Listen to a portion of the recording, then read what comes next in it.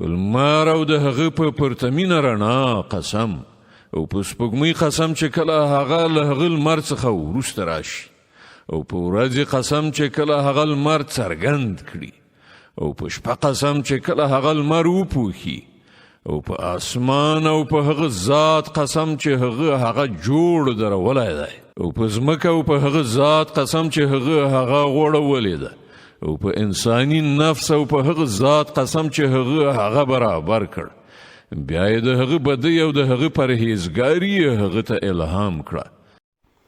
نیکې محترمات مې دا زموږ دویم اپلیکیشن ده. دلته به راسئ ګوګل پلی ته ورته به ولیکئ پښتو نماز دلته څخه داسې راغی پښتو لمونځ. پښتو کې هم لیکئ او انګلیش کې هم. په دې کې موږ تاسو ته وړاندې کړي د پښتو لمونځ پښتو ترجمې سره کوشش وکړئ د ډاونلوډ کړئ په خپلو موبایلو کې او خپلو ماشومانو ته معنوي منظور زده کړئ چې هغه د الله سره مینه پیدا شي. مننه کوم.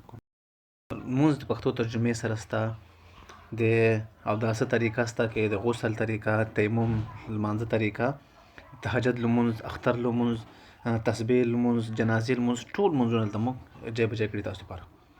دلته که څنګه ستاسو خبر یاست موږ قرآن کریم د پښتو ترجمې سره اپلیکیشن ده دا دلته تیار صف ته کې او شاته ورځ کې موږ یو بله ویډیو اپلوډ کړې وه اسکار او دعاګانې. دا دواړه اپلیکیشن تاسو نوی ډاونلوډ کړئ، ډاونلوډ کړئ، انشاءالله تاسو لپاره ګټوره ثابتېږي.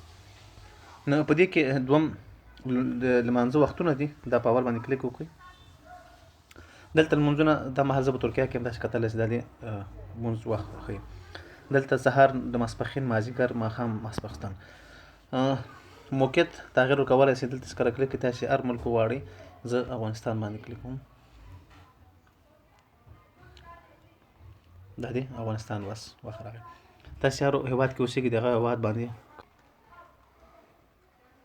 دا لمونځ له پښتو ترجمې سره ده. تاسې کتلی شئ دا لمونځ دلته مکمل د پښتو ترجمې سره ده. په رښتیا سره بری ومونده هغه چا چې هغه د نفس تزکیه وکړه او ناکام شو هغه څوک چې هغه دی د خپل نفس په ګناه ککړ کړ. سموریانو د خپلې سرکشۍ له امله حق دروغ جن کړ.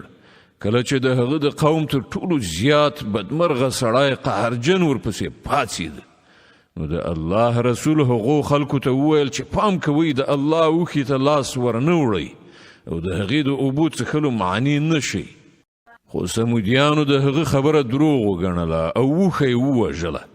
په پای کې د هغو د ګناه په بدله کې د هغو پروردګار پر هغو باندې داسې آفت راکوز کړ چې ټول یو برابر د خاورو سره خاورې شول او د الله له خپل دغه کار څخه د هیڅ کومې ناوړې نتیجې څخه ویره نشته.